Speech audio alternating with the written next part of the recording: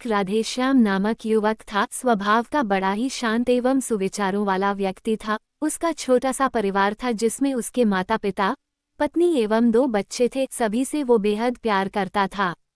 इसके अलावा वो कृष्ण भक्त था और सभी पर दया भाव रखता था, जरूरतमंद की सेवा करता था, किसी को दुख नहीं देता था। उसके इन्हीं गुणों के कारण श्री कृष्ण उससे बहुत प्रसन्न थे और सदैव उसके साथ रहते थे।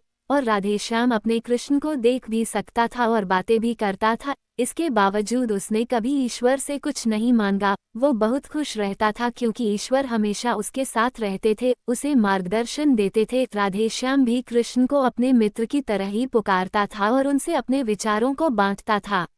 एक दिन राधेश्याम के पिता की तबीयत अचानक खराब हो गई। उन्हें अस्पताल में भर्ती किया गया। उसने सभी डॉक्टर्स के हाथ जोड़े, अपने पिता को बचाने की मिन्नतें की, लेकिन सभी ने उससे कहा कि वो ज्यादा उम्मीद नहीं दे सकते और सभी ने उसे भगवान पर भरोसा रखने को कहा। तभी राधेश्याम को कृष्ण का ख्याल आया और उसने अपने कृष्ण को पुकारा। कृष्ण दौड़े चले आए। राधेश्याम ने कहा, मित्र, तुम तो भगवान हो, मेरे पिता को बचा लो। कृष्ण ने कहा, मित्र, ये मेरे हाथों में नहीं है, अगर मृत्यु का समय होगा तो होना तय है। इस पर राधेश्याम नाराज हो गया और कृष्ण से लड़ने लगा। गुस्से में उन्हें कोसने लगा। भगवान ने भी उसे बहुत समझाया पर उसने एक ना सुनी। तब भगवान कृष्ण ने उससे कहा, मित्र, मैं तुम्हारी मदद कर सकता हूँ, लेकिन इसके लिए तुम्हें एक कार्य करना होगा। राधेश्याम ने तुरंत पूछा, कैसा कार्य? कृष्ण ने कहा, तुम्हें किसी एक घर से मुट्ठी भर ज्वार लानी होगी और ध्यान रखना होगा कि उस परिवार में कभी किसी की मृत्यु न हुई हो। राधेश्याम झट से हाँ बोलकर तलाश में निकल गया। उसने कई दरवाजे खटखटाए। हर घर में ज्वार तो होती, लेकिन ऐसा कोई नहीं होता जिनके परिवार में किसी की मृत्यु न हुई हो। किसी का पिता, किसी का दादा, किसी का भाई, माँ, काकी या बहन। 2 दिन तक भटकने के बाद भी राधेश्याम को ऐसा एक भी घर नहीं मिला।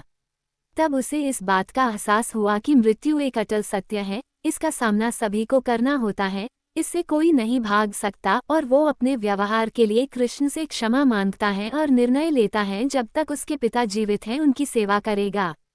थोड़े दिनों बाद राधेश्याम के पिता स्वर्ग सिधार जाते हैं। उसे दुख तो होता है, लेकिन ईश्वर की दी उस सीख के कारण उसका मन शांत रहता है। दोस्तों, इसी प्रकार हम सभी को इस सच को स्वीकार करना चाहिए कि मृत्यु एक अटल सत्य है। उसे नकारना मूर्खता है। दुख होता है, लेकिन उसमें फंस जाना गलत है, क्योंकि केवल आप ही उस दुख से पीड़ित नहीं हैं, अपितु संपूर्ण मानव जाति उस दुख से रूबरू होती ही है। ऐसे सच को स्वीकार कर आगे बढ़ना ही जीवन है। कई बार हम अपने किसी खास के चले जाने से इतने बेबस हो जाते हैं कि सामने खड़ा जीवन और उससे जुड़े लोग हमें दिखाई ही नहीं पड़ते। ऐसे अंधकार से निकलना मुश्किल हो जाता है।